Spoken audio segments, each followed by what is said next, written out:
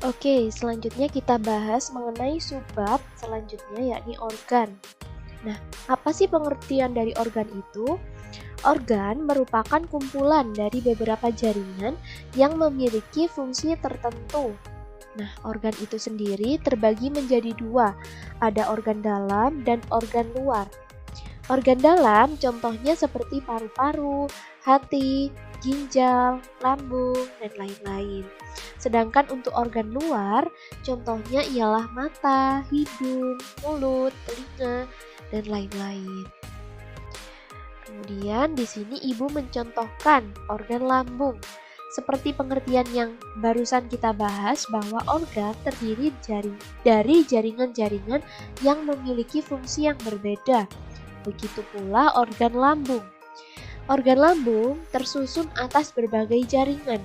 Contohnya ada jaringan ikat, jaringan otot polos, jaringan epitel, jaringan syaraf, dan sel darah. Nah, begitu pula dengan organ lain, misalkan usus. Usus juga tersusun dari berbagai jaringan dengan fungsi yang berbeda. Tetapi tentunya jaringan yang menyusun organ tersebut memiliki fungsi yang sesuai. Contohnya ginjal. Ginjal berfungsi untuk mencerna makanan. Berarti jaringan yang tersusun di dalamnya sudah pasti terdapat jaringan otot polos untuk mencerna makanan tersebut. Begitu. Beda halnya dengan organ, contohnya organ mata. Sudah pasti di organ mata tidak terdapat jaringan otot polos. Maka dari itu, organ memiliki jaringan yang berbeda-beda fungsinya sesuai dengan fungsi organ itu sendiri. Sampai sini apakah sudah paham? Sudah ya? Sekarang kita masuk pada subbab sistem organ. Nah, di sini ibu tidak menjelaskan sistem organ semuanya ya, karena nanti sistem organ ini akan dibahas pada bab selanjutnya. Nah, yang khusus ibu bahas di sini ada 3. Yang pertama ada sistem gerak. Nah, jenis organnya alat gerak pasif, contohnya tulang pada tangan, tulang pada kaki, tulang kepala atau tengkorak, serta tulang dada. Kemudian ada alat gerak aktif, contohnya ialah otot rangka dan otot lurik yang aktif digunakan untuk pergerakan. Untuk fungsinya ialah menggerakkan anggota badan, memberikan bentuk tubuh, dan menentukan posisi tubuh. Contohnya pada gambar di samping. Kemudian selanjutnya nomor 2 ada sistem peredaran darah. Jenis organnya ada jantung, pembuluh darah, ada arteri, vena, dan kapiler. Kemudian untuk fungsinya ialah mengangkut oksigen, nutrisi, hormon, karbon dioksida, dan sisa metabolisme. Kemudian menjaga suhu tubuh. Nah, gambarnya bisa kalian amati di samping. Untuk selanjutnya ada sistem pencernaan. Jenis organ yang terlibat di sini ada saluran pencernaan yang meliputi mulut, kerongkongan atau esofagus, lambung, usus halus, usus besar, rektum, dan berakhir pada anus. Kemudian ada kelenjar pencernaan yang meliputi hati dan pankreas. Fungsinya ialah untuk mencerna makanan dan menyerap sari-sari makanan. Gambarnya bisa kalian lihat di samping ya. Selanjutnya, kita akan membahas mengenai sel punca atau stem cell. Di sini ibu akan membahas sedikit saja ya, karena sel punca ini merupakan materi tambahan pada bab jaringan hewan.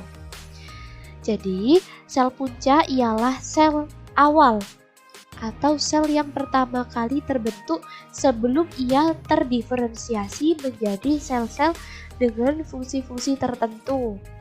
Nah, sel punca pengertiannya ialah sel yang belum mengalami diferensiasi atau yang kita sebut tadi sel awal dan memiliki potensi atau totipotensi yang sangat tinggi untuk berkembang menjadi banyak tipe sel yang berbeda di dalam tubuh.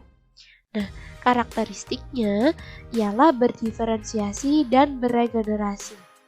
Jadi, stem cell ini kan merupakan sel awal. Nantinya sel ini itu bisa memilih fungsinya menjadi sel apa. Selanjutnya, berdasarkan kemampuan berdiferensiasinya, stem cell ini terbagi menjadi 4. Ada yang totipotensi atau berdiferensiasi secara total menjadi semua jenis sel. Bisa menjadi sel embrionik, sel somatik, ataupun sel kelamin. Kemudian ada pluripotensi, di mana stem cell dapat berdiferensiasi menjadi 3 lapisan germinal. Ada ektoderm, mesoderm, dan endoderm. Tetapi, sel ini tidak dapat menjadi jaringan ekstraembrionik, plasenta, dan tali pusat. Kemudian ada multipotensi. Jadi, sel-selnya ini bisa berdiferensiasi menjadi banyak jenis sel atau sel punca hematopoietik. Kemudian yang keempat ada unipotensi. Stem cell ini bisa berdiferensiasi hanya menjadi satu jenis sel saja. Selanjutnya, untuk berdasarkan asalnya, ada sel punca embrio atau embryonic stem cell, di mana sel punca ini merupakan cikal bakal atau sel mula-mula yang berkembang biak membentuk seluruh organ tubuh makhluk hidup atau pluripoten. Kemudian ada sel punca dewasa atau sel punca somatik. Nah, sel punca yang sudah dewasa artinya sel itu memiliki fungsi spesifik dan hanya mampu membentuk beberapa sel yang segolongan atau multipoten. Seperti itu. Demikian penjelasan Ibu mengenai jaringan hewan. Di sana tadi ada macam-macam jaringan pada jaringan hewan. Kemudian ada organ, sistem organ, serta stem cell atau sel punca.